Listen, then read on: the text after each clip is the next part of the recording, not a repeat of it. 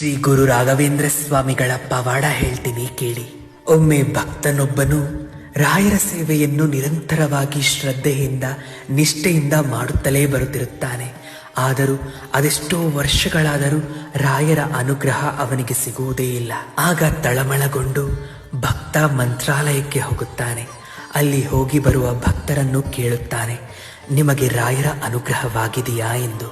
ಅಲ್ಲಿ ಬಂದ ಭಕ್ತರು ಬಹಳ ಸಂತೋಷಭರಿತರಾಗಿ, ನಮಗೆ ರಾಯರ ಅನುಗ್ರಹವಾಗಿದೆ, ನಾವು ಬೇಡಿದ್ದನ್ನೆಲ್ಲ ರಾಯರು ಅನುಗ್ರಹಿಸಿದ್ದಾರೆ, ನಮ್ಮ ಬಾಳು ಬಂಗಾರವಾಗಿದೆ, ಸುಖದಿಂದ ಸಂತೋಷದಿಂದ ಇದ್ದೇವೆ ಎಂದು ಹೇಳುತ್ತಾರೆ. ಇದನ್ನು ಕೇಳಿದ ಭಕ್ತನು ಬಹಳ ಮನನೊಂದು, ನನ್ನ ಪೂಜೆ ನನ್ನ ಸೇವೆ ನಿನಗೆ ತಲುಪಲಿಲ್ಲವಾ ತಂದೆ ಎಂದು ಕೇಳಿ ಕೋಪದಿಂದ ಶೇಷಾದ್ರಿ ಗಿರಿನಿವಾಸ ಶ್ರೀ ತಿರುಮಲ ತಿಮ್ಮಪ್ಪನ ಬಳಿ ಹೋಗುತ್ತಾನೆ. ಅಲ್ಲಿ ರಾಯರ ಮೇಲಿನ ದೂರಿನ ಚೀಟಿ ಬರೆದು ತಿಮ್ಮಪ್ಪನ ಉಂಡಿಗೆ ಹಾಕುತ್ತಾನೆ. ಆ ದಿನ ರಾತ್ರಿ ಭಕ್ತನಿಗೆ ಒಂದು ಕನಸು ಬೀಳುತ್ತದೆ.